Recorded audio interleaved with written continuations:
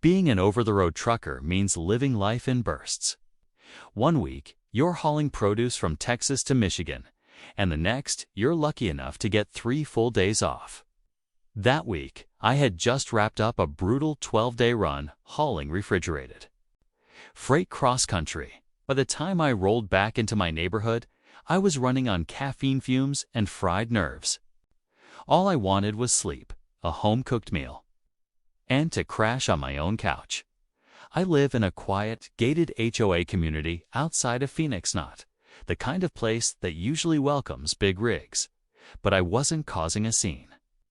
I parked my semi at the far end of the cul-de-sac, right next to my own driveway. It wasn't blocking anything, wasn't on anyone's lawn, and I even placed cones around it just to be extra courteous. It was a Friday evening, and I figured, hey, I'll move it first thing Monday. Turns out, the HOA had other plans. Saturday morning, I woke up to the sound of a neighbor knocking, more like pounding, on my door. It was Joe, the guy from 2 doors down who always talks to me like he's got a clipboard in his hand, even when he doesn't. "Your truck's gone," he said. I blinked. "Gone where?"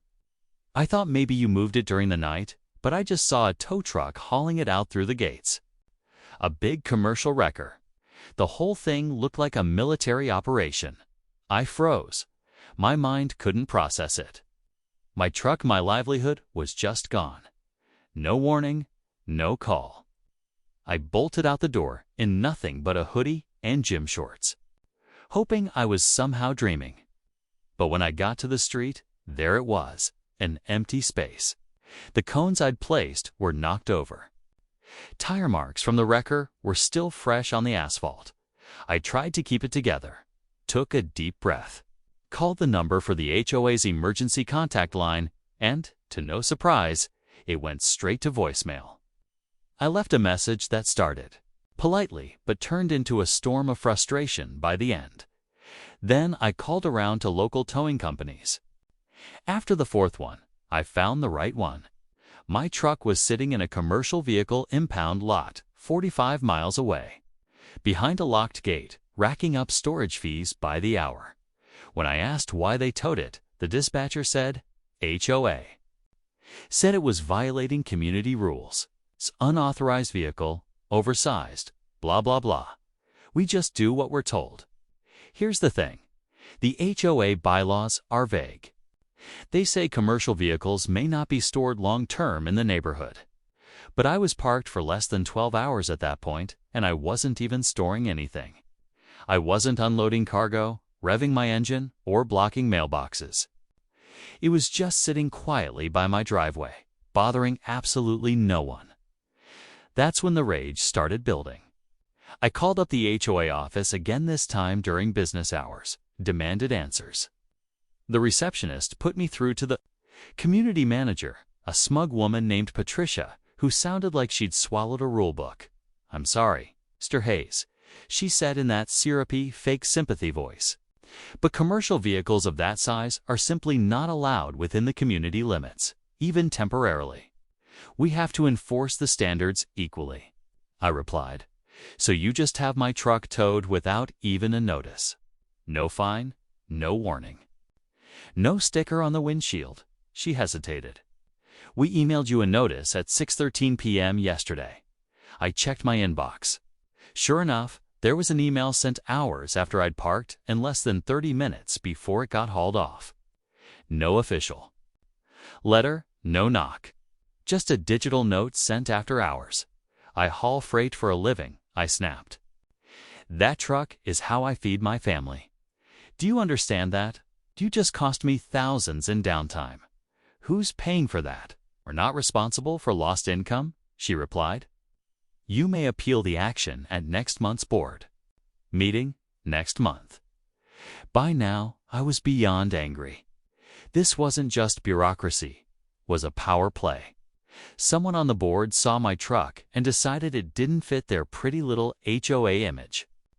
Maybe it reminded them that blue-collar workers like me actually exist behind these neatly trimmed hedges. That night, I sat in my kitchen, stewing over the printed copy of the community bylaws. a $1,200 impound invoice on the table next to me, and my phone filled with unanswered calls. I realized the HOA wasn't just enforcing a rule, they were flexing, trying to show me who's boss. But they forgot one important thing. I know tow companies too. The kind that don't ask a lot of questions. The kind that owe me favors for contracts. I've helped them land over the years, and most importantly, own a powerful rollback and have access to heavy-duty machinery. They took my truck. Fine. I was going to take something of theirs. Something a little harder to replace than a few parking cones, and I already knew exactly what it would be. Their precious gated entrance. By Sunday morning, my anger had cooled but only into something more dangerous. Calculation. I wasn't going to yell at them again or file some pointless appeal they'd ignore. I was going to hit them where it hurt their control and more. Specifically, their gated entrance, the pride of this so-called prestigious community. That gated entrance wasn't just decorative, it was a symbol. The HOA never missed a chance to show it off double-bar retractable gates, faux brick guard station, and a keypad system connected to every home. New buyers were told it made the neighborhood elite, safe, and exclusive. It was in every brochure, every listing, every smug neighborhood newsletter. So I figured, let's see how safe and elite they feel when that whole thing goes missing. Now, I don't mean tearing it down like some reckless maniac. I mean legally towing it, and yes, it's possible. That gate and station, they weren't city property. The HOA owned them, and the street in front was technically still considered private drive, not a public road. That little technicality was about to become their worst nightmare. First thing Monday, I made a few calls. One to my buddy Rick, a recovery specialist who runs a heavy equipment tow service on the outskirts of town. Rick and I go back years. He helped me out when I blew an axle in Nevada, and I sent him jobs anytime I had referrals. I told him the plan. "You want to tow a gate," he said, laughing like the whole structure. "No, I want the whole entrance gone. Gate arms, keypad unit, the little fake stone kiosk of it. Just gone. Can you do it clean?" He paused. "If it's modular and the base isn't poured in solid concrete, I can lift and load it. Worst case, we cut the anchor bolts and haul the pieces." That's what I needed to hear. I sent him pictures I'd taken over the past year. Base of the gate arms, the mount points, even the electrical junction box. I knew from HOA newsletters that the entrance was a prefab install done during a recent upgrade. That meant it was movable, and more importantly, TOWABLE.next.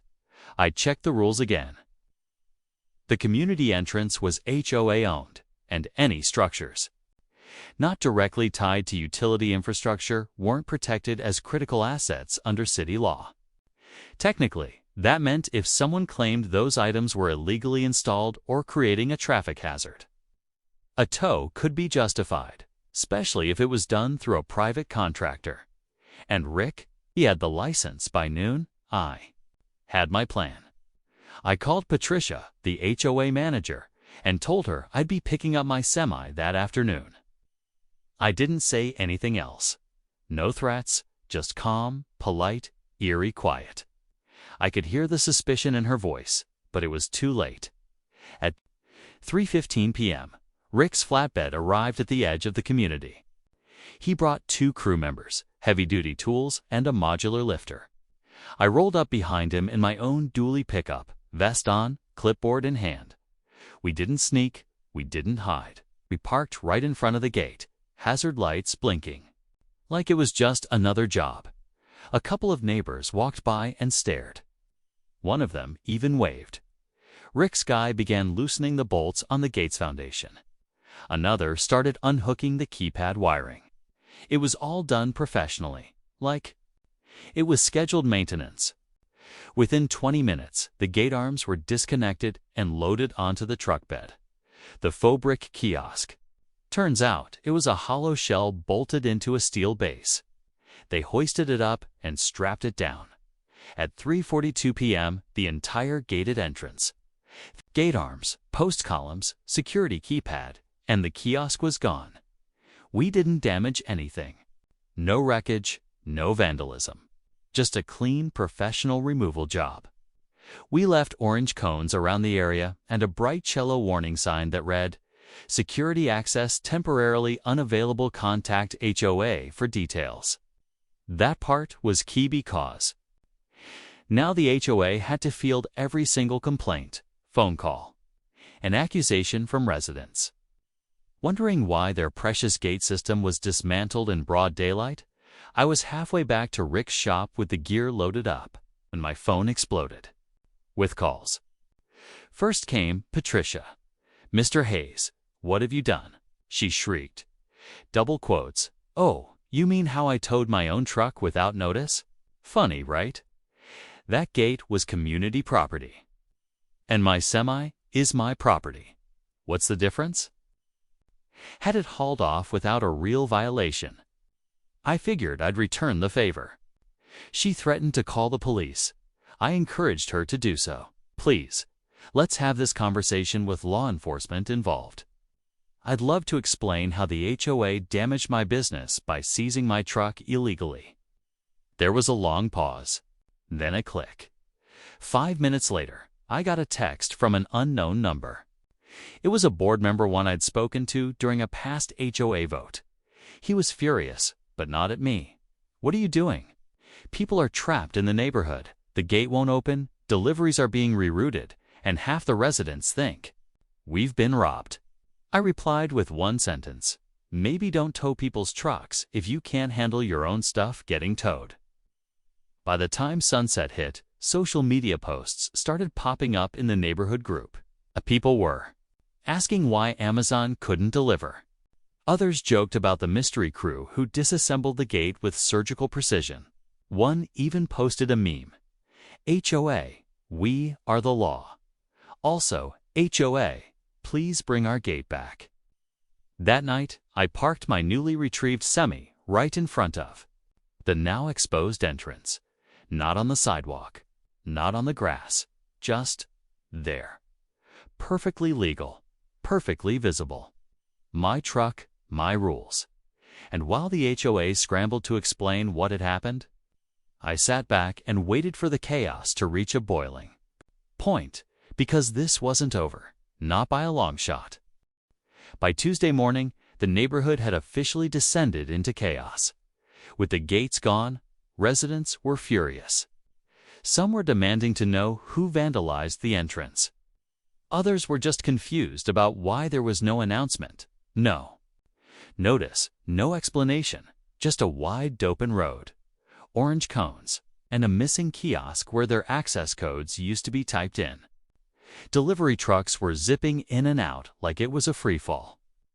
Security cameras mounted on the gate posts were dangling uselessly by their wires, and in the middle of all that sat my semi-truck, parked calmly, legally, proudly, like a monument. I was sitting on my porch drinking coffee when Patricia showed up with 2 other board members. All 3 of them marched across my lawn like they were storming a castle. I didn't flinch. "Ha! I'd been waiting for this. Mr. Hayes," she snapped, "we demand that you return the community's property immediately." I looked over the rim of my mug. "You mean the same way you returned my truck after having it towed without warning?" One of the board members, a smug, balding guy in loafers and a sweater vest, stepped forward. "This is not the same. What you've done is criminal. This is vandalism of HOA property." I laughed. "Actually, it's not. Let me explain how it works. That gate. It was installed by a contractor I'm familiar with. Prefab structure, removable, privately owned by the HOA. Not city maintained. And that means it can be towed, just like my semi was. Funny how that works, huh? You don't have the right to remove community property?" Patricia snapped. "Did you have the right to seize and impound a truck that wasn't violating any rule?" I asked calmly. "No warning, no fine. Just gone." You set the tone, Patricia. I just played the same tune, louder. They threatened legal action, of course. Said they'd call the sheriff. Said they'd sue me for theft, damages, and community endangerment. I didn't budge. Please, call the sheriff, I said. I've already spoken to my lawyer. You'll find everything I did was within legal bounds. There's no criminal intent, no destruction of property. Just a relocation of unsecured, removable, unprotected equipment that Toyeyu never warned anyone about maintaining properly. They left in a huff, spitting legal threats all the way down the driveway. An hour later, a sheriff's deputy did in fact show up, a calm older guy named McMillan. He listened to both sides, nodded thoughtfully, then walked up to me while the HOA stood off to the side looking smug. You moved their gate? He asked. Yes, sir, I replied. I had my semi towed without notice, which caused significant business loss. I contacted a licensed contractor, and we moved the gate system in the same professional way. No damage, no obstruction of public roads, just relocated. I have pictures, video footage, and a statement from the crew. He sighed. Technically, what you did doesn't fall under criminal vandalism. It's a civil matter. You might get sued, but that'll play out in court. Frankly, sounds like a revenge stunt, but legal revenge, at least. I nodded. That's all I needed to hear. The HOA board nearly exploded when McMillan told them there was nothing he could do. One of them yelled, "So anyone can just come remove our gate and drive off?" McMillan looked at them and shrugged. You might want to. Review how your HOA assets are protected. And maybe don't go around towing people's work vehicles without warning next time. Mike dropped over the next few days. The drama went into overdrive. The HOA started sending out emergency emails about the vandalism and began organizing an emergency budget vote to fund reinstalling the gate. But the problem was, now the residents were pissed not at me, but at them. Turns out, people had complaints about the gate for a while. The system broke constantly. Visitors got locked out. Delivery drivers got stuck behind it, waiting for someone to buzz them in. Now, without it, things were easier. A post went viral in the neighborhood Facebook group. Honestly, life without the gate is better. Less hassle. If this is what it takes to stop the HOA from acting like dictators, maybe we should rethink who's running the board. Others began digging into the towing incident with my semi-and. Many residents were shocked to find out how shady the HOA had been. They hadn't just towed me, they'd quietly towed two other work vehicles over the past year without properly warning those owners either. One was a landscaper, the other a plumber. Both had been forced to pay hundreds to get their vehicles back. The neighborhood went from "how dare someone steal the gate" to "maybe the gate deserved to go." At the next HOA meeting held in the local library, because the clubhouse internet was down, the gate station had housed the router, 24 people showed up demanding answers. A petition was circulated to remove Patricia from her position and call a re-election for the board. By the end of that week, the new vote passed Patricia. Gone. Sweater vest guy. Gone to dot in their place. The community voted in 3 residents who actually listened to people, one of them being Joe, the same neighbor who told me my truck had been towed in the first place. And as for the gate, it never came back. Instead, they installed a much simpler, manually controlled arm system with no kiosk, no codes, and no nonsense. More like a formality than a fortress. It was cheaper, easier, and best of all, everyone liked it better. A week later, I finally returned the old gate pieces. Clean, undamaged. Rick even helped reinstall the base, just to show there were no hard feelings. The new HOA board thanked me not officially, of course. But I got the message. Joe stopped by with a 6-pack and said, "You know, you kind of did us a favor." I raised a glass. Glad it only cost me a tow bill and a little creativity. In the end, they towed my truck, so I towed their entire entrance. And somehow, that made the whole neighborhood better. Funny how that works.